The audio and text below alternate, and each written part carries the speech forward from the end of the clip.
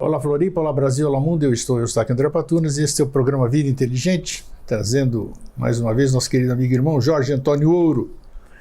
E hoje nós vamos falar sobre um tema interessante, né? O programa parece que é repetição, parece que tem uma coisa escrita, a gente faz sempre a mesma coisa, né? Fala a mesma coisa no começo, mas realmente todos os temas são interessantes porque é muito difícil alguém abordá-los, né? Principalmente em televisão. Redes virtuais, essas coisas estão sempre lá. Mas na televisão é muito difícil. Primeiro porque não tem espaço, ninguém apoia esse tipo de informação, esse tipo de informação não dá retorno comercial, como dizem assim, as empresas investem naquilo que elas têm retorno. Não interessa que tipo de retorno é, mas investem só nisso. Mas nós estamos aí, não dependemos de ninguém, claro, fora isso, em termos, né? Por isso a gente vive pedindo ajuda sempre para manter o Vida Inteligente, mas de qualquer forma, com ajuda ou sem ajuda, nós ficamos em pé para levar coisas que estão em nosso ser. Nós falamos em programas anteriores, tem coisas que estão aqui dentro, né? No último programa, não lembro o que nós falamos aí, era bem isso, né? O que era? Qual foi o último tema que nós falamos? Que eu falei que alguma coisa já nascia, nós falamos sobre... não lembro, tá bom, a memória está curta. Eu também não sei não. Determinação, nós falamos sobre determinação. Então parece que dentro da gente tem uma determinação, né, que faz com que a gente continue assim, leve o que a gente acha que é legal e que é bom para as outras pessoas, né? E aí, como é que você está? Tudo bem? Super, ultra, assim que eu gosto. Tudo ótimo. Você podendo vir aqui, a gente podendo estar fazendo Vida Inteligente, está tudo bom, né? Não, a vida assim, cada dia é sensacional. Não tenha dúvida, é um novo dia, uma nova experiência. E o sensacional não é se imaginar uma vida idílica, assim, de você ficar sentado, deitado na rede, na praia, tomando água de coco, sem pensar em nada. Não, isso não é um dia sensacional, né? Isso é um dia de lazer. Sim. Um dia sensacional é um dia vivido. Isso aí. Né? Um dia vivido. E como é que é um dia vivido? É cheio de batalha, né? Assim, você tem que avançar, assim, um dia cada vez, e tem as batalhas internas, externas, e a gente tenta compreender, e vai, e consegue, não consegue, e aí se cansa, e vai, e descansa, e acorda e tenta de novo. Então, cada dia é sensacional. Por quê? Porque são dias vividos. Nós fizemos esse programa recentemente também, num dos anteriores, um dia de cada vez, que nós falamos sobre isso, né? E se você for ver bem, é que a gente nunca faz isso, a gente nunca pensa nisso, né? Tem tanta coisa para pensar aí, só pensamos nessas coisas quando tem vida inteligente ou quando tem programa similar. Se você parar de manhã, se você acordar, vamos dizer, no momento que você acordou, tudo é novo. Tudo é novo, uma vida nova, uma respiração nova, um dia novo, as oportunidades novas, tudo novo. É uma vida dentro de um dia, né? A vida se renova a cada instante, a cada dia. Então, às vezes as pessoas reclamam tanto que esquecem de viver, né? Como você acabou de dizer. É que o ser humano, de maneira geral, ele tende a nascer órfão de si mesmo todos os dias. Ele esquece que hoje, né, ele é filho de tudo que ele fez ontem. Né? E amanhã ele vai ser filho do que ele fez hoje, mas daí todo dia ele esquece isso, e aí tenta de novo, sofre de novo, erra de novo, espera de novo, né? E aí reclama de novo e perde mais um dia de vida e vai. E daí os dias vão passando sem serem vividos, né? E aí isso é um desperdício. Quando você vive cada dia, né? Aí então a vida começa a ser bem aproveitada, né? Não significa que vai ser aquela vida idílica. Depende do teu conceito de idílico, né? Mas é uma vida plena, por quê? Porque é isso aí, vamos em frente. Eu gosto de uma frase que diz o seguinte: a gente leva da vida a vida que a gente leva, né? Então realmente se você leva só... Muito procedente, inclusive, depois da morte, né? É isso aí. Principalmente você vai levar da vida a vida que você leva, exatamente. Você falou que é igual, né? Isso é igual. E você estava falando agora há pouquinho, na questão do conteúdo que daí você traz com Vida Inteligente, né? Na TV, e que daí, de maneira geral, a mídia comercial não dá espaço. Nunca deu, não dá, e tão cedo não dá. Não vai dar, não, claro que não. E sabe por quê? Porque, assim, quando a gente vem e traz um assunto, vai compartilhar um assunto, que não é consumível, você Falou tudo. Você não pode empacotar o que a gente conversa e vender. E vender. Não que você invente um método a partir do que a gente conversa, mas essa é outra história. E além de não ser empacotável, não ser mercantilizável, as ideias que a gente compartilha podem servir como elementos para que a pessoa decida a andar por si mesma, ela decida escolher um caminho, ela decida se iniciar, ela decida mudar de vida ou ela decida realmente começar a viver. E quando acontece isso, então daí o mundo ele se transforma do mundo atual, que é o mundo de competição, em um mundo novo que é o mundo de colaboração, né? E então quanto mais o mundo for colaborativo, menor é a força que o consumo tem sobre a vida das pessoas. Isso implicaria uma reestruturação social, porque a estrutura social hoje, o tecido social, ele é moldado baseado no consumo e na competição, né? E na medida em que as pessoas se instruem, se iniciam, e aprendem a ver, aprendem a viver, essas coisas deixam de ter tanta importância ou passam a ter nenhuma importância. E aí então a vida começa, e esses que levam a vida baseado nisso, eles têm que se adaptar a uma vida nova. É o que se chama de iniciação e evolução. Então, conseguir um espaço para transmitir isso a quem o deseje, né, a quem queira acessar, é complexo, né? E você vai fazer 15 anos de programa agora, Sim. né? Não sei se tem em algum lugar do mundo um programa falando de filosofia há 15 anos ininterruptamente colocando conteúdo para as pessoas, né?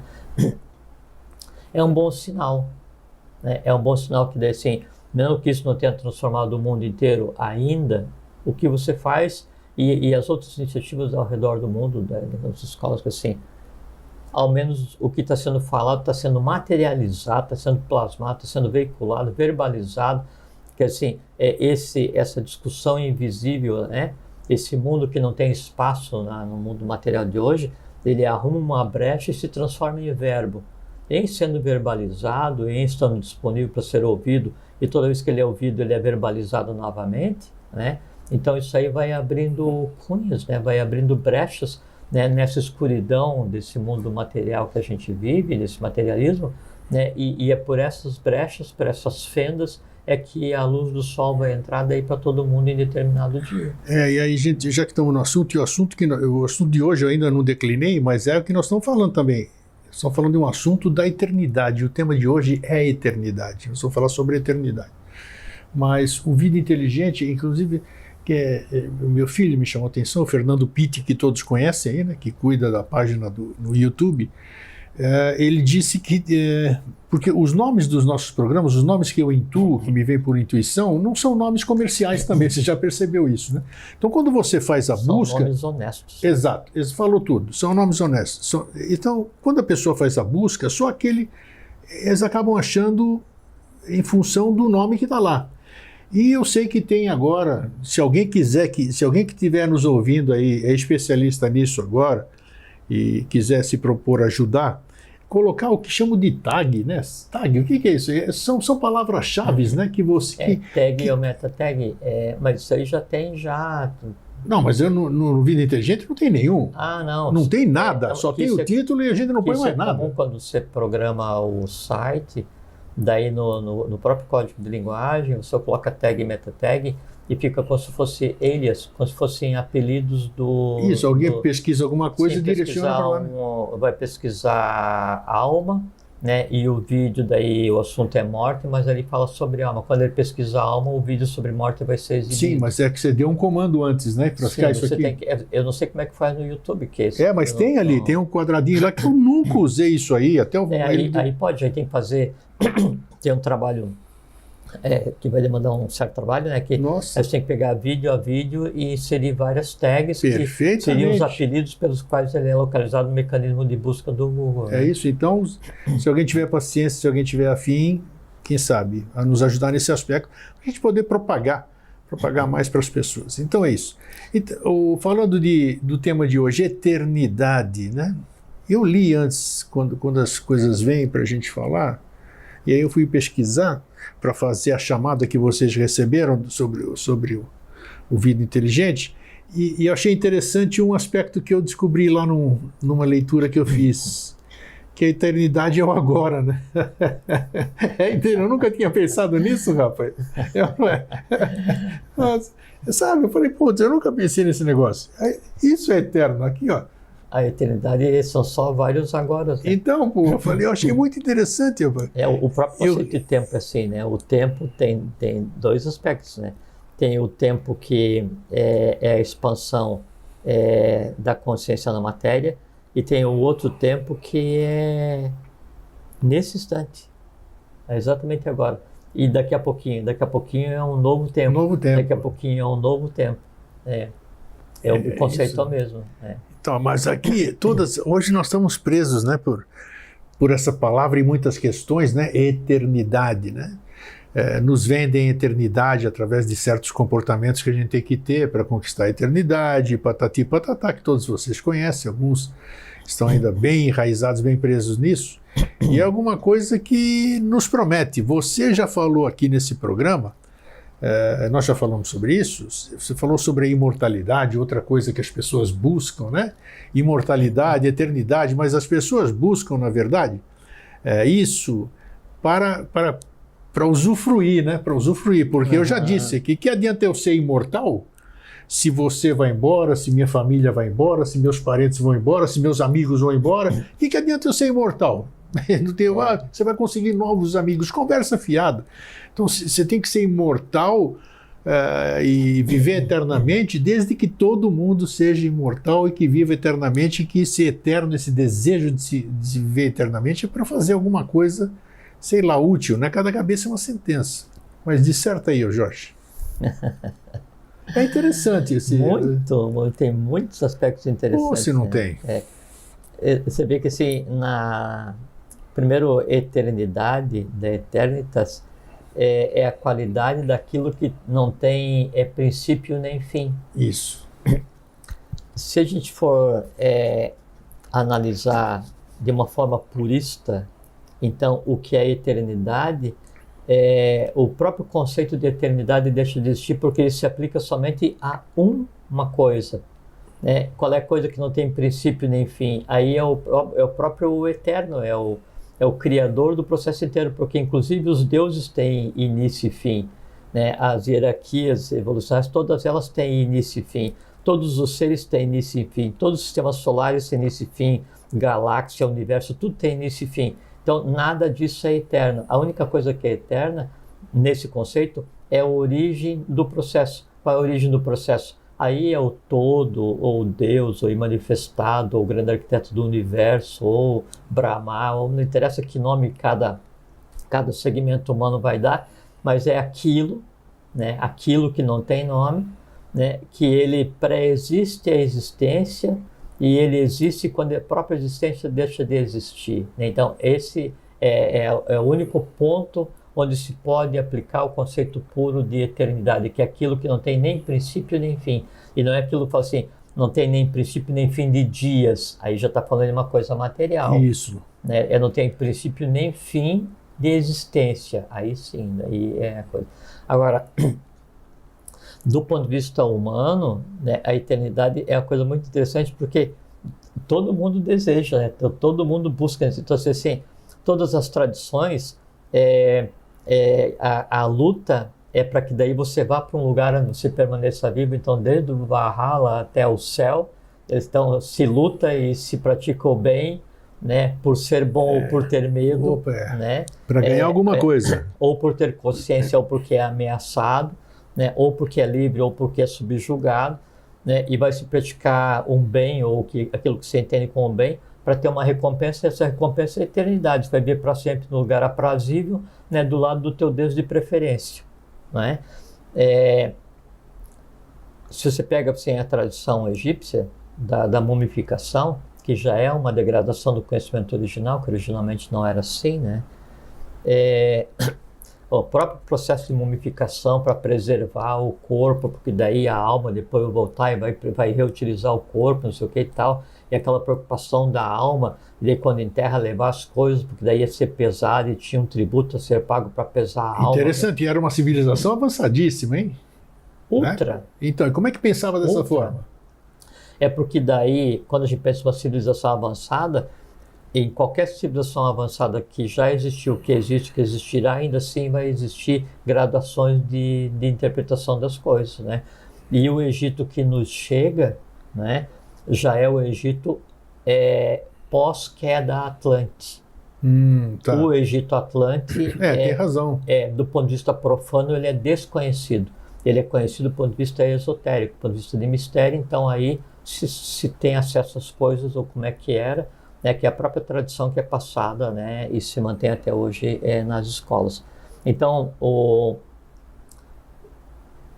a prática e o conhecimento que vem já é degradado, né? É como você pega os Hopi, né, na América do Norte, né, os maias, incas, tecas, toltecas, 200 aimorés, quechas, todos eles têm uma tradição que remonta a uma origem, né? Todos apontam para a mesma ancestralidade, que é aquele local onde eles conseguiam ir, uma vez por ano eles atravessavam um local mais estreito, chegavam na terra dos pais, né? E depois voltavam, e daí um ano eles foram, a terra dos pais não existia mais e tal.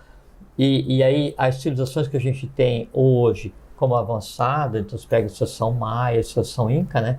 Daí, ainda assim já são civilização pós-queda Atlântica, então aquelas que caíram e tiveram que recomeçar com uma ajuda de um mais antigo, né? Então todas elas perderam a tradição. Nessa perda da tradição, a busca da imortalidade, né, e da eternidade, ela sempre foi praticada de acordo com os elementos que eles tinham. Então tentavam preservar o corpo, preservar a alma, criar ritualística, criar procedimentos. Com que objetivo, Jorge? Eles eram. Você tem algum acesso a esse tipo de informação? Vamos dizer, por que eles queriam? Eu tenho acesso. Então, sim, por que eles queriam? É uma curiosidade interessante.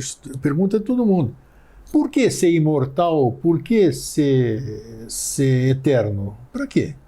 Aí vem aquela questão que você falou. Então, vamos supor, se pega uma pessoa hoje e oferece para ela, não oferece, você dá para ela a imortalidade.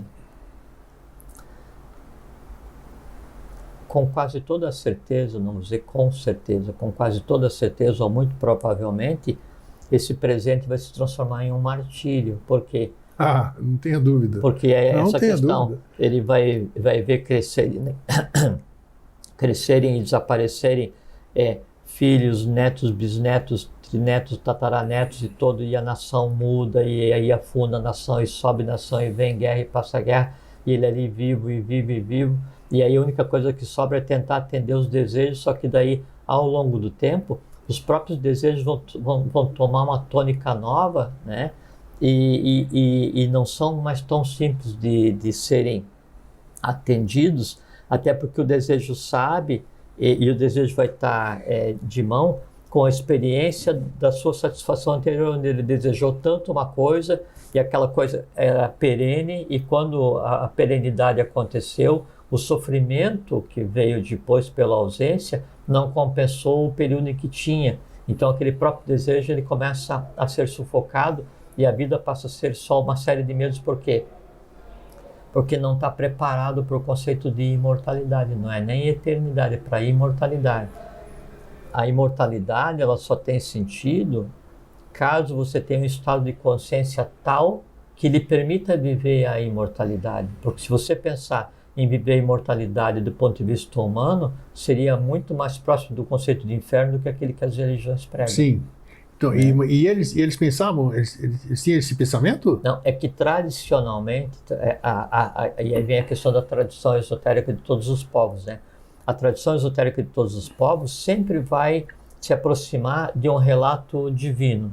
Sempre um ser, né, de hierarquia diferente veio e como pai daquela raça, pai daquele povo, engendrador daquele povo, não interessa se Manu, o que seja, né, ele vem e aí traz uma série de valores e dá um impulso civilizacional muito grande, reestrutura a lei, ele é um exemplo de ser humano e de ser divino, e aí então se experiencia aqueles grandes momentos de paz na humanidade, de felicidade e tal, e aquilo passa a ser um protótipo, passa a ser um modelo a ser buscado. E aí todos os derivados daquela civilização, eles têm em si aquela ânsia no sentido de desejo, de buscar ser igual àquela referência que possuem. Né? E qual é que é a referência? Se é a divindade, a referência que eu tenho é que a divindade é imortal, então se busca a imortalidade. Mas pela história que nós conhecemos, todo mundo que passou por aqui padeceu da experiência morte. Mas né? Aí é que está, é que as pessoas que daí compreendem esse conceito profano não vou falar de maneira pejorativa, profano é só aquilo que é professado profanum, né? Fora do tempo, assim, fora da iniciação. Então, quem se agarra no conceito profano de imortalidade, de eternidade, de divindade, a chance de se decepcionar é muito grande. Né? A chance de se decepcionar. Você veja que, assim, quando os europeus vieram para a América, mais recentemente, né, porque o mundo inteiro veio para a América desde sempre, né? Porque aqui na América era parte da Atlântida, né? E aí então eles vinham para a América Central, América do Sul, em busca do Eldorado, né? Uma das coisas que se buscava, que era um dos mitos que se buscava, além do Eldorado, era a fonte da juventude. Isso, né? fonte da juventude, Quantos e quantos seres não perderam a vida, né, em terras de América em busca da fonte da juventude. E a fonte da juventude existe ainda? Ou é um mito? Existiu, existe e existirá, né? Só que não é um mito. Não, mas só que ela... Mas também não é da forma que se fala, né? Claro que não. Vou lá, tomo um banho e fica uma gracinha. Não, isso não. Não, né? Nesse aspecto não existe, né? Como é que... O que é essa fonte da juventude? O mais próximo do que seria o conceito de fonte da juventude, né, é o que seria o processo alquímico, onde você busca o lápis filosoforum, o summa matéria, que é a pedra filosofal, né, que ela dá para quem a possui conhecimento, poder de transformar tudo em riqueza, né, e aí tanto a matéria quanto a consciência, e por decorrência, como você é senhor da matéria e é senhor das transmutações dos estados de consciência da matéria, por decorrência você tem a eternidade, você tem a imortalidade. Sim. Exatamente. Mas aí você já tem um nível de consciência que você não vai usar aquilo para o mal. Porque o processo alquímico ele é super simples e é conhecido, né? Então, você pegar um determinado metal e aí trabalhar com ele, até aprender o código de linguagem, tem que ter uma determinada posição sideral, ele vai gerar determinados extratos, você pega esse extrato, processa de novo, aguarda o momento apropriado, e daí o que sai dali, né, ele consegue fazer uma transmutação atômica do chumbo. Se você pegar a notação atômica do chumbo e a notação atômica do ouro, é só o movimento de algumas partículas, né, de alguns elétrons, você muda e transforma. Então é uma coisa simples. A questão é que para que o alquimista consiga transformar a matéria, ele tem que ter um código de consciência de conversa com a matéria, ele tem que ter ingerência de autoridade sobre a matéria, que é o que a gente chama de poder, né? Sim. E ele tem que saber os limites de alteração dessa matéria. Só que daí, nesse processo de conseguir conversar, então, com todos os reinos minerais, e para conversar com os reinos minerais, aí, ele obrigatoriamente tem que ter conversado com todos os outros reinos elementais, principalmente em si mesmo, ele chega a um ponto, assim, em tal ponto de aquisição de consciência, de iniciação, de adeptado, o que se queira, que daí para ele o que menos importou é o ouro físico. Né? Aí nesse processo de busca do ouro externo, né, antes que daí aconteça o ouro físico visível, ele em si é o summa matéria. Ele é o lápis filosoforum, o próprio alquimista, porque daí ele transmutou de tal maneira, né, os seus elementos orgânicos, a sua própria matéria, que a própria alma dele, ela já não experiencia mais o conceito de morte, então ela experiencia o conceito de mortalidade. Aí ele é senhor de qualquer coisa externa. A fonte da juventude que se buscava, ela estava ligada à cidade dos telhados resplandecentes, né? Que é o Eldorado, né? Sim, já fizemos um programa sobre isso. Sim, que é Eldorado é por causa disso, né? Eldorado, de ouro mesmo, né? Sim. É porque esse metal ele era transmutado em tal quantidade que ele é usado como material tipo de construção, né? Utensílios, cobrir casa, pavimentar a rua, esses trecos assim. É porque era só um metal. Como você, assim, hoje o alumínio, né, tem na fechadura do teu cinto, tem no carro, tem no computador, em tudo que é lugar tem um alumínio. É como se fosse assim, né? E ninguém se mata por causa do alumínio, né? Ninguém vai conquistar ninguém por causa do alumínio. Por quê? Porque tem abundância, e quando não tem abundância na natureza, daí eu vou e, no caso, se fabricava, né? Então, era isso que acontecia. E o processo da fonte da juventude, então, ele não estava ligado, né, a um elemento água, e você se jogar ali a beber e aí ia ficar eterno. Isso. Não, é que a água que você bebe ali, por analogia, e por isso que são as águas universais. Então, quando você bebe da água universal, que seria o quinto princípio, aí então você tem em si todo o conhecimento. Então, quando você tem todo o conhecimento, a tua própria matéria ela é perene, né? Aí ela experiencia o conceito de imortalidade. Então, jamais eles iriam encontrar uma fonte da juventude da maneira como se fala, por quê? Porque não existe, né? Mesmo se você pegar assim, vamos pegar uma água especial que veio no lugar especial, né? E aí vai ser dado a cada um para tomar um pouco dessa água especial. A complexão atômica daquela água é diferente porque ela foi engendrada em um local diferente, né? E ela vai ser dissociada no organismo de quem a bebe, que é o que acontece toda vez que a gente bebe água ou qualquer outro claro, líquido, né? Ela é dissociada no organismo, mudar tudo. E ela tende a alterar o organismo. Não tenha dúvida. Alterou o organismo fisicamente, ótimo. Alterou o vital, ótimo. Mas se o vital não conversar com o astral e o astral com o mental, a pessoa tem um corpo físico especializado, né? Com uma alma cristalizada, que não adianta de nada, é zero. Aí vem a minha pergunta. Todos bodhisattvas, avataras, Budas, todas essas pessoas que vieram por aqui, alguns eram curadores, vamos dizer? Depende do trabalho de cada um. Perfeito. Né? Mas nunca se ouviu falar aqui, vamos dizer, pelo menos na literatura, ou na literatura comum, nunca se ouviu falar de que esses seres tivessem feito uso ou tivessem essa condição de ter encontrado a fonte da juventude, isso que você acabou de explicar, e terem se transformado em seres diferentes, alquimistas. Porque não necessariamente as tarefas são distintas. Nem todo mundo então tem acesso, só vai ter acesso àquele que tem que trabalhar assim, se o trabalho, qualquer um de nós passa obrigatoriamente por um processo alquímico, que é o próprio processo de evolução no dia a dia, né? Um desses seres que você se referiu, ele tem um estado de consciência que é o objetivo de cada um de nós, né? Então ele não precisa ser ele em si um alquimista, porque ele já é o resultado de um processo que em si é toda a consciência a qual a gente espera um dia contemplar, né? Mesmo que assim, vou fazer um processo de meditação e tal, vou me transformar num yogi, num iniciado, num adepto que seja, para um dia experimentar o nirvana, né? Ou para um dia experimentar um estado de samadhi, não é? Eu vou e assim por um flash experiencio e aí muda completamente a contemplação do universo. E aqueles seres que a consciência integralmente é isso, né? E esses que vêm para daí ajudar a humanidade. Quando eles vêm e daí então se antropomorfizam, né?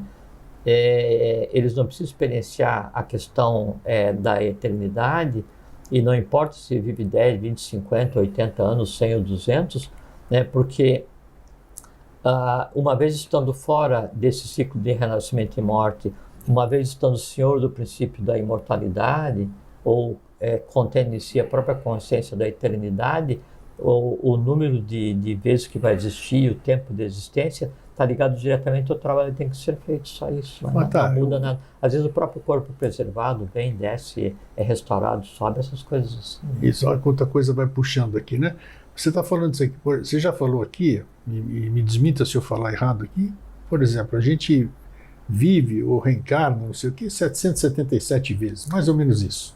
90 e pouquinho, não vou dizer quanto a mais ou a menos, depende do teu... Depende. Muito bem, para eu, depois disso, eu sou eterno. Esses eternos que você disse, que já superaram, que já saíram da roda de Sansara, né, como eu falo assim, eles passaram por esses processos, então eles não precisam, já experienciaram todas as experiências do físico, né, vamos dizer assim, né? Que se não precisa... Em todos os estados de matéria. Exato, em todos os estados de matéria. Mas isso nem se aplica a eles, se aplica às hierarquias que nos antecederam, né? Sim. Mas isso não tem... Então, esses adquiriram a imortalidade, digamos assim? Sim, no conceito humano. No conceito humano, nesse ponto de vista. Plenamente. Tá. Plenamente. Sim. O que a gente considera como imortalidade, quando digo conceito humano, é aquele desejo que a gente tem, e aí isso vem a questão do que a gente falou de Nietzsche, que ele falou, da imortalidade ela ser desejada e a eternidade ser desejada por medo da morte, né? Então sim, eu tenho medo que o Jorge Antônio Ouro seja finito, então eu quero a imortalidade para que eu seja daqui até o fim dos tempos Jorge Antônio Ouro, o que é uma besteira, né? É o tipo do desejo inútil, né?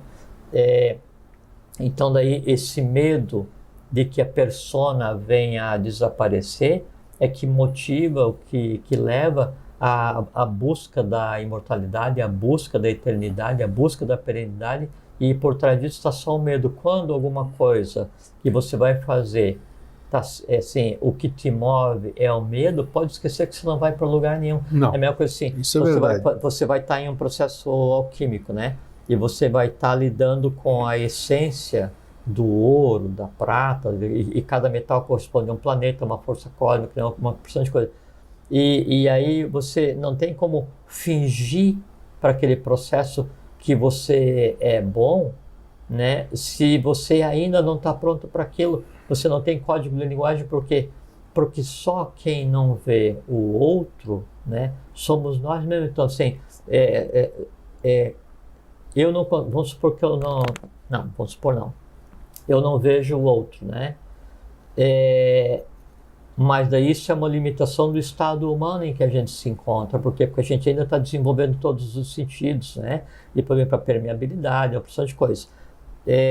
Aí como eu não vejo o outro, eu penso que da mesma maneira eu posso esconder as coisas, da mesma maneira como eu escondo do outro que eu não vejo, porque ele também não consegue ver nada, eu consigo esconder do tudo, de todo, do universo.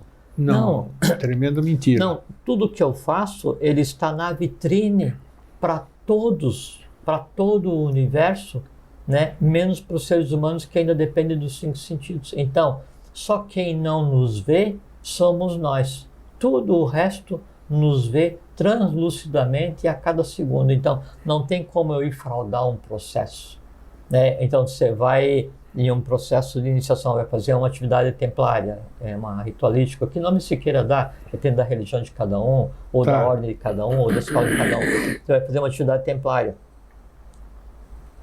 O fato de você colocar uma roupa, ou você colocar um adereço, né, ou você falar alguma coisa, não muda o fato, né? Não muda o que você é. E enquanto você não for realmente único, no sentido de uno com as coisas como um todo, e tiver conquistado um código de linguagem com o ambiente, com o meio, com o universo, com o invisível, para que daí você seja totalmente transparente, translúcido, permeável a tudo e a todos, né? Então aí você não consegue ver o meio onde você está inserido. E aí qualquer processo que você vai tentar nesse sentido, ele é inútil porque não tem código de linguagem, é como se fosse uma ameaça, uma coisa assim. Por que as pessoas vão, assim, se vê muito escrito sobre elementais, né? Sim. 999, não sei o que por cento é bobagem, né? Assim, Fantasia. não, e não é só que é fantasia, é que o que escrevem a respeito é errado, né? Inclusive, quando a gente vai falar sobre um elemental da Terra, a gente logo imagina um duende, um gnomo, Gnomo, essas coisas, claro. E veja assim que é uma coisa assim, é muito infantil, mesmo daqueles que se dizem assim, esoteristas e pesquisadores, porque aquela forma que aquela energia toma, que aquele elemental toma, ela já é antropomorfização da expectativa que foi criada. Então, quando alguém desenhou pela primeira vez ou desenharam depois outros tipos, né?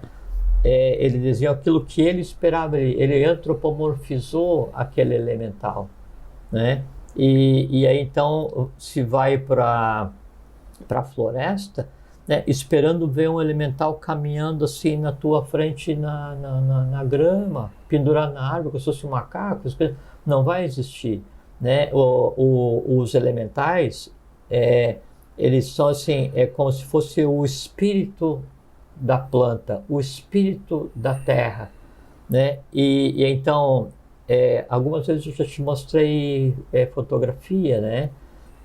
Que daí para ver como que eles são perceptíveis, né? Como é que é a face de um, assim. Então, enquanto você não tem o código em linguagem, não adianta, então você vai para a floresta, né? Aí você quer ver os elementais. Aí você vai ficar esperando ver um elemental, um duende pequenininho, vestido com roupinha tipo de Papai Noel, bochechinha rosada que vem alegremente chapeuzinho, tudo.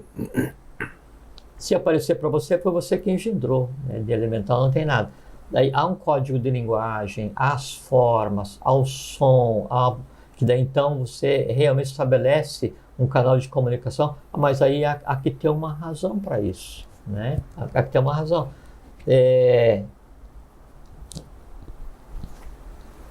Não se pode explorar, não se explora o invisível. Não tem showzinho, né? Como não, a gente diz. Não se explora, e você não pode manipular impunemente, né? Então, você vê assim, a água, né, ela é uma riqueza, ela brota, né, e a terra nos dá a água para a manutenção da vida, né? Sim. Então há um conglomerado que cuida disso, né? Da mesma maneira, os minerais que daí o ser humano vai assim, arranca uma montanha inteira e mata todos os seres dessa montanha, mata todos os seres vegetais, animais e minerais, né? Então há assim, hoje a gente se preocupa com os gatos, os cachorros, as aves, né? Mas a mortandade de seres no reino mineral é gigantesca, porque os caras vão e devastam uma montanha inteira para espremer a montanha e tirar um pouco de metal, né? E então todas aquelas inteligências que sobreviviam ali, elas são trucidadas, né, para serem espremidas para tirar. Então, você quer ir procurar uma riqueza qualquer na floresta, né? Todas as riquezas, elas são também vitalizadas, e aí se tiver o código de linguagem, essa riqueza ela vai ser exteriorizada, externada, ela vai ser cedida a você, para que você faça bom uso, né? E aí se aplica a questão lá da fonte da juventude. Mesmo que existisse, né, uma água revitalizadora, que agregasse mais 100 mil anos de vida para quem a tomasse, tudo, ela seria dada somente a quem tivesse um estado de consciência tal, né, que ele chegaria, contemplaria e agradeceria e não tomaria. Por quê? Porque ele já estaria no mesmo nível que aquela água daria. Não precisaria tomar. Então, a busca pela eternidade, pela imortalidade, pela juventude, permanência, coisas assim, e tanto que você vê assim, daí o nome da fonte não era a fonte da consciência, né? Era a fonte da juventude. Então, exato. você queria, as pessoas queriam ser eternas, mas eternas jovens. Para quê? Para aproveitar a vida, porque imagina se daí o jovem consegue ficar jovem, né, por 1 milhão de anos, imagina quanta festa ele não vai participar. Esse raciocínio tacanho, né, é que impede o ser humano, né, de ser sequer alfabetizado com relação a conversar no universo no qual ele está inserido. Nós somos estranhos em nossa própria casa. Você falou agora há pouco, me chamou a atenção, está marcando aqui, nas escolas de iniciação, ou escolas de crescimento. Você falou que a maioria das pessoas chegam lá e nós somos transparentes. Você falou que a gente não consegue se esconder para ninguém, né? Eu posso me esconder de você, você de mim, tudo isso aqui e tal, em condições normais, né? Tem gente que consegue acessar e tudo. Chega numa escola, por exemplo, o superior da escola, o mestre, o sacerdote, ele tem que ser uma pessoa, né? Ele ri porque ele capta o que eu quero dizer, né? Quando é um mestre, aí lógico, ele sabe quem vem, o que faz. Aí é que está, isso que eu digo. Mas aí é aquela coisa que a gente já conversou várias vezes, né? Então, às vezes a pessoa vai para uma escola qualquer ou para uma religião, não importa qual seja o caminho de cada um, e a pessoa ela é especializada em tomar nuvem por Juno, né? Que assim, em confundir as coisas, né? E aí ela encontra com um que daí é um pouco mais esperto, e aí esse mais esperto se diz mestre ou chefe ou que nome se queira dar lá. Sim. Se a pessoa não estivesse procurando aquilo que aquele cara tem para oferecer, ela não teria sido enganada. Assim, estou andando no mercado, né? Aí o cara fala assim para mim, olha, tem aqui um telefone para te vender do recém-lançado e tal, né? Te vendo por 200 unidades financeiras, 200 de dinheiro. Se for verdadeiro, é ato de ilícito. Se for falso, eu vou ser enganado.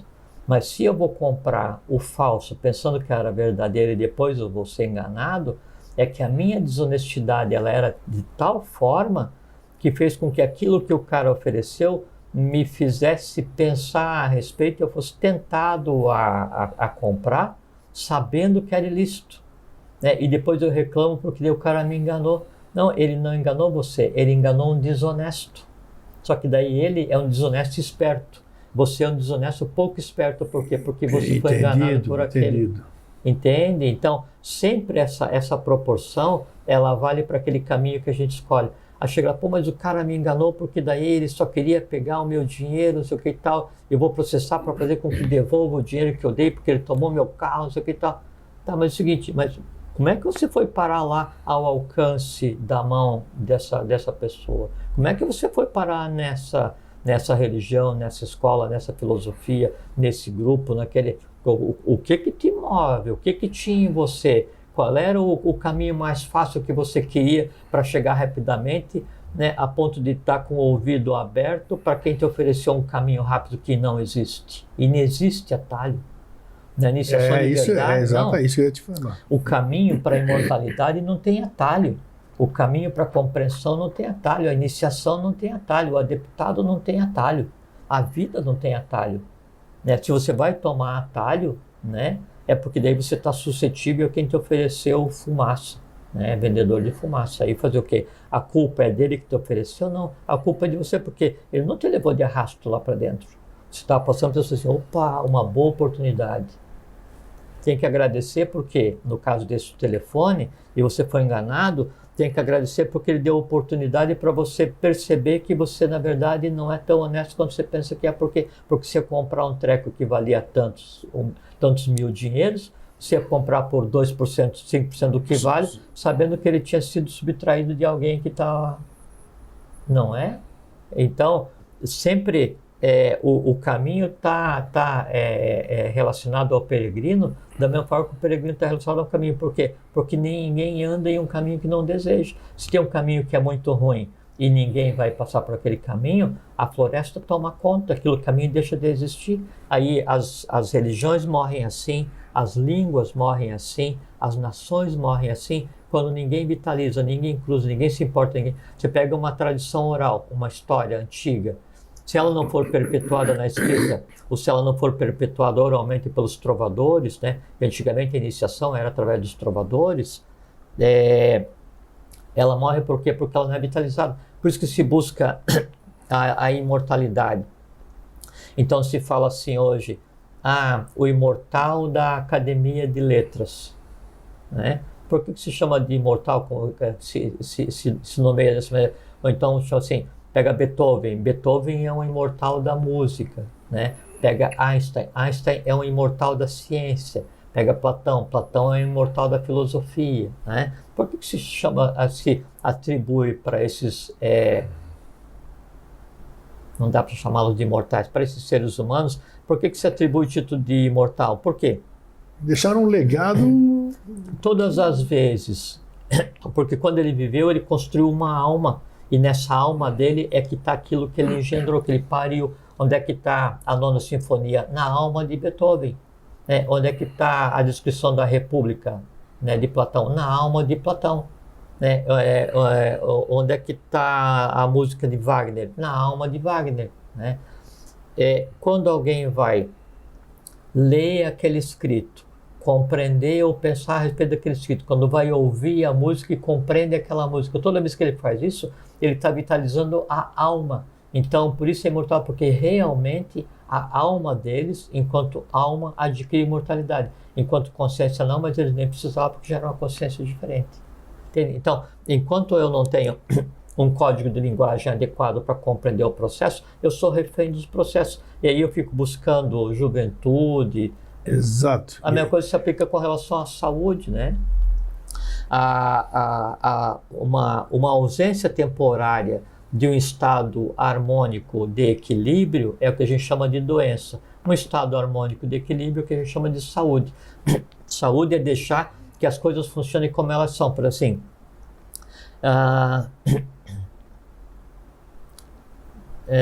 Tô com bronquite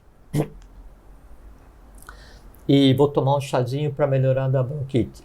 Qual é que é a magia do chazinho? Por que o chazinho vai funcionar?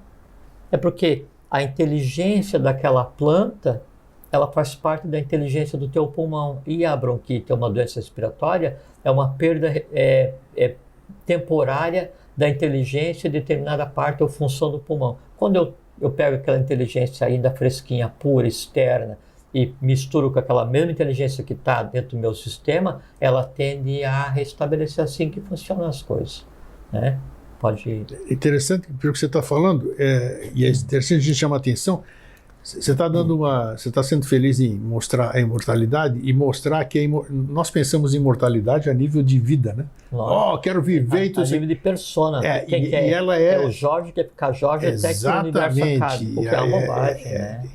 E a imortalidade é um negócio muito mais amplo, né? Não, e veja que é uma bobagem, que assim, vamos supor que daí o o grego se iniciou, passou a vida, trabalhou, tudo, aí chegou no final da vida, né? E aí, de tanto trabalhar pela humanidade, não sei o que e tal, e veio como ajudante do mestre em determinada época, não sei o que e tal, desenvolveu o corpo causal que confere a persona do Eustáquio a imortalidade, né? Então, aquela alma, ela não passa mais pelo processo da morte e ela está una com a própria individualidade. Ainda assim, quando chega, isso que é uma coisa muito interessante, quando chegou ao ponto de a alma, a persona, adquirir o que se conceitua como imortalidade ou experienciar o que seria eternidade na matéria, né, ela em si já há muito perdeu o interesse pelo nome dela. Então, no dia em que o Jorge, o grego ou vocês experienciarem a imortalidade, contemplarem a eternidade, né, mesmo o Jorge, mesmo o grego, mesmo cada um de vocês sendo perene, o Jorge, o grego, o nome de cada um, já não tem a menor importância. Menor significado. Porque nada que te motivava, nada que compunha a tua estrutura, né, psicomental, né, que é as emoções e o conhecimento, nada disso é mais como era antes. Por quê? Porque toda a matéria que te compõe, ela teve uma foi sublimada, mudança, digamos assim.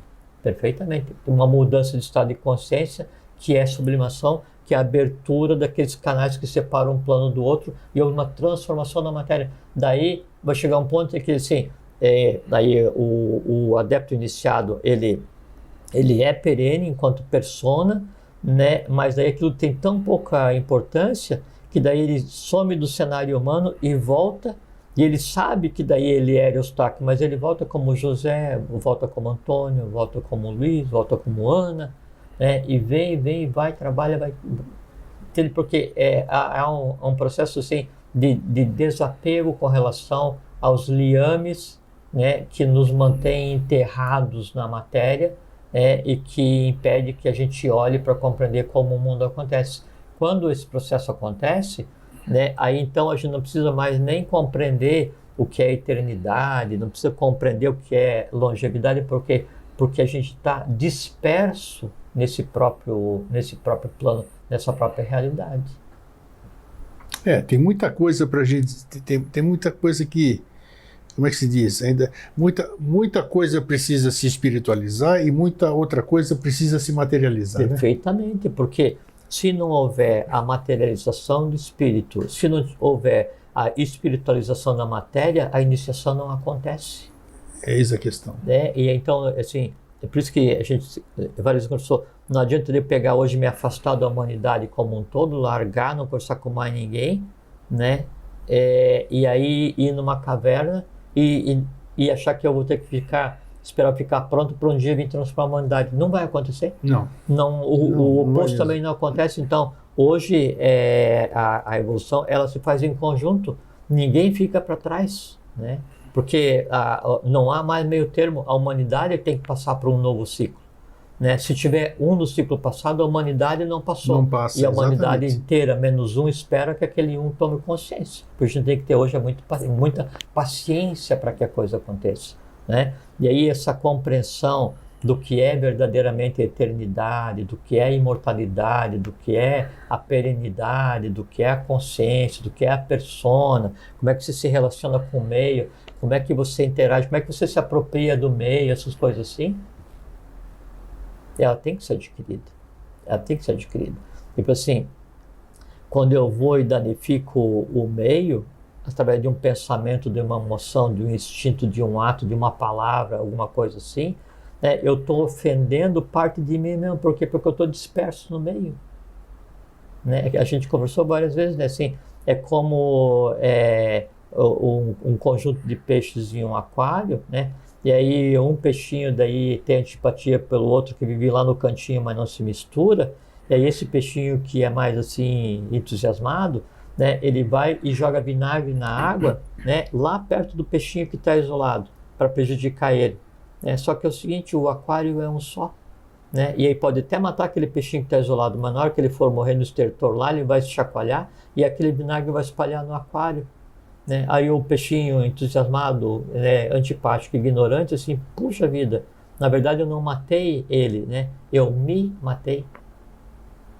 Isso acontece direto, né? Acontece porque toda vez que você pega e projeta um pensamento, uma emoção, uma ação, um instinto, né, de baixa estirpe, né, mais denso, e você joga no mundo, você está poluindo o aquário onde você vive, você está respirando aquilo que você produz. Você pensa que vai dirigir com relação ao outro, dirigir ao outro, ou vai produzir com relação ao outro, mas não, você vai respirar isso e mais, né? Enquanto esse teu filho caótico está indo prejudicar os outros, né? Ele está ligado e se alimentando de você, e vai chegar um tempo em que ele vai se cansar de andar e vai voltar com todos os ódios os quais ele gerou, né? De volta e entregar tudo de bandeja para você. Né? Assim, você manda um filho plantar escorpião, né? Filho planta escorpião, mas se fosse possível, né? Sim. Filho planta, e sabe, mas vai e planta lá no terreno do vizinho, né? Só que daí na volta, né, o escorpião vai seguir sempre o pai dele, né? E o pai de cada escorpião é aquele que foi semeando, né? E aí o pai de cada escorpião vem e entrega, olha, agora toma que todos esses são teus netos. Por quê? Porque são meus filhos caóticos e eu estou te devolvendo agora, se vira. Né? Aí todos os escorpiões vão querer se alimentar. Semeadura livre, colheita obrigatória, né? É bem isso, né? E você planta maçã, não nasce pêssego. Não.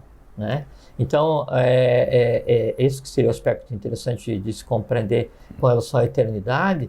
A eternidade, do ponto de vista literal, a eternidade humana, né? A imortalidade, mas principalmente compreender o porquê que isso foi um desejo para a humanidade e compreender o seguinte: independente de qual seja a divindade, independente de qual seja a hierarquia, mesmo sendo imortal, não é eterno. Por quê? Porque vai chegar um ponto em que mesmo o mais alto Deus, a mais alta divindade, a mais alta hierarquia vai se fundir junto com cada um de nós em um ponto que não é nem matéria, é pré-matéria, substância onde não existe ainda nem espaço.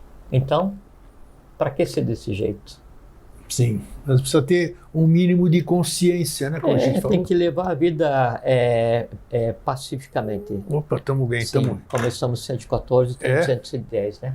218. Mas tá bom. O que eu ia te perguntar para a gente finalizar? O que acontece? Porque aqui, apesar de a gente ter um monte de coisa errada e fazer plano dessa coisa, vamos fazer uma simulação de uma escola. Eu vou numa escola, a gente sabe, tem o professor, tem o diretor, lá tem lista de chamada, eu sou suspenso se eu apronto alguma coisa, uma série de coisas. Então, existe uma disciplina, por pior que seja. Aqui nós temos uma disciplina, temos uma hierarquia, uma disciplina, e que funciona, quer queira ou quer não. E se eu não estou legal lá, o que acontece? Eu sou expulso, eu sou colocado para fora, vai procurar sua turma, vai procurar outro lugar, tudo isso aqui. Por que isso não? Dentro da minha ignorância, do verbo ignorar, por que não existe esta fiscalização a outro nível, digamos assim? Eu tenho certeza que a humanidade seria muito mais celere se existisse um tipo de disciplina dessa forma. Porque a lei é assim, a lei não sei o que, a gente fala muito na lei, mas a lei parece que ela não age dessa forma. Tem aquelas filosofias, né? Aqui se faz, aqui se paga. Porque isso, porque aquilo. Mas é muito blá, blá, blá. E não existe essa execução como existe no nosso cotidiano aqui. Eu já falei, aprontei, vou preso, eu vou ser expulso, vou ser suspenso, tudo isso aqui. Quero saber, me dá uma segurança, me dá uma prova, e o que você quiser fazer, para a gente encerrar aqui. Dos imortais, ou vamos chamar do que seja lá, dos eternos, agindo sobre essa humanidade que precisa de disciplina. Nós estamos dentro de uma escola, a escola da vida, e que tem que ter alguém regendo por nós. Tem que ter regente, porque se eu sou estudante, se eu sou adepto, se eu sou discípulo, se eu sou, seja lá o que for que você me chama, ou que somos chamados, tem que ter nossos mestres, instrutores. No momento grego, que daí nessa tua escola, você transforma a liberdade na educação, na disciplina, na educação, já não é mais educação. Como é que é? No momento em que você transforma a liberdade na educação em disciplina na educação, sim, né, já não é mais educação, porque a educação ela pressupõe que daí a pessoa que está sendo educada, ela vai amadurecendo, né, e junto com esse processo de amadurecimento vem a compreensão. Então, se você tivesse um universo onde houvesse hierarquias de feitores, né, onde no menor deslize a chibata viesse. Teve uma vez um filme antigo, Minority Report. Sim, o nome é Minority Report. Onde daí a sociedade ela estava organizada de tal maneira que daí o indivíduo, se ele pensasse em praticar alguma coisa, quando ele terminava de pensar, a polícia estava na porta dele para levar ele preso. Que legal. Você já pensou? Maravilha, pô. É engraçado. Isso ia vigiar o pensamento. Então, porque daí ele era um potencial lesivo para o tecido social. Então ele é retirado de circulação por ter pensado em fazer alguma coisa, não que pensasse em alguma coisa. Não tem a menor utilidade do ponto de vista evolucional, né? Seria um caos social uma coisa aqui, por mais aparente que fosse a normalidade. Então, se não houver liberdade na educação, igualdade na justiça e fraternidade na economia, não acontece. Então, o universo é fraterno com relação às coisas materiais, sim, porque todos têm acesso a tudo, em termos de conhecer, visualizar, andar, experienciar, ver, nada é. Há igualdade na justiça? 100%. Isso se chama karma, né? E o karma não pune, o karma equilibra, tá? E a liberdade na educação, sim, porque livre-arbítrio. Então, cada um consegue determinar seus próprios destinos. Então, o universo é rigoroso, mais rigoroso do que qualquer juiz ou delegado ou policial, não interessa que seja, qual é a estrutura, possa imaginar. Por quê? Porque não tem como enganar o universo. Sim. Não tem como fugir do que foi feito. Não tem como equilibrar o que foi feito. Mas não tem fiscal, não tem coisa nenhuma. Não, aí é que está. O fiscal é como se fosse assim, se no aquário o equilíbrio fosse dado pela própria água. Então, por mais que o peixe tente se esconder em algum canto, ele ainda está imerso naquela água. Que é o nosso caso. Esse é o rigor. Nós estamos imersos no universo. Nós somos parte do universo. Então, quando a gente cria um desequilíbrio, esse equilíbrio vai ter que ser resolvido. O que acontece é que daí a divindade e o universo, e Deus, se quiser chamar, né, ele não existe para o meu prazer. Tipo assim, a pessoa fez uma coisa errada e me prejudicou, né? Então assim, eu já topei com tudo que é tipo de traste, assim, na minha vida profissional e essas coisas assim, né? E daí fui enganado, logrado, mentido. Fazer o quê? Aí às vezes assim, na hora, né, assim, acontece o fato, né? E você vê que o cara foi um traste, né? Que o cara te enganou, te iludiu, te roubou, não sei o que e tal. Daí, se o universo fosse atender a tua demanda, aquele cara ia ser fulminado naquele minuto. Ah, pode ter certeza. Sim, mas daí aí você, de vítima, se transformava em assassino. Sim, é isso mesmo. Entende? Então, aí aquele que produziu o desequilíbrio, ele vai ter que equilibrar de novo, ou depois de um ano, de 5, de 10, de 50, ou na próxima.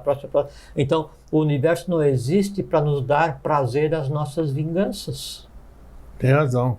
Entende? É aquela coisa assim, você vê o movimento de uma peça de xadrez, você fala assim, putz, mas que jogo chato. Você não compreende o jogo, né? Então, a questão é o tempo no qual a lei é duramente aplicada. Eu queria que fosse agora, já, para eu ver ele ali no chão pedindo misericórdia, porque ele não devia ter. Isso aí não é justiça, isso é vingança. Tem razão. Viu? Existe para tudo, existe uma resposta. Mais uma prova aqui. Jorge, foi maravilhoso aqui mais uma vez, legal. Eu acho que nós atingimos o nosso... bacana, eu gostei muito aqui, porque abriu minha visão assim sobre... ampliou a minha visão, abriu mesmo sobre imortalidade, que a gente restringe, né? A gente usa uma viseira e acha que imortalidade é isso, eu vivo para sempre, eu estou aqui, é uma coisa... Veja que interessante, só um minutinho de falar, essa expressão ampliou minha visão. Então, lembra que as coisas só podem ser vistas na mesma altura, né? Você não consegue ver, você tem que ver na mesma altura. Então, quando fala assim, ampliou tua visão sobre imortalidade, você teve que deslocar a tua mente para compreender onde está a imortalidade. Só que o conceito de mortalidade, ele não está dentro da mente concreta. Ele está no limiar da mente abstrata para búdico, para o plano universal. Aí então a tua mente se desloca para compreender e aí volta. Então um reflexo desse ponto está em você. Daí você fala assim, ampliou a minha visão. Por quê? Porque agora você consegue olhar para um lugar que a tua mente concreta desconhecia. Isso que é a iniciação. Beleza, estamos iniciados, porque você também assistiu. Todos nós. Estamos em um bom caminho, porque cada um busca a iniciação para o lugar onde aponta a fonte. E o meu nome é Jorge Antônio Ouro e eu sou membro da Sociedade Brasileira de Obiose. É isso aí. Não falei no começo, mas falo agora no final da conversa. Gente, muito obrigado. Jorge, obrigado mais uma vez. Obrigado pela oportunidade, é uma felicidade vir aqui. Fraterno abraço e um feliz sempre. Fiquem bem, fiquem em paz, tenham uma boa vida.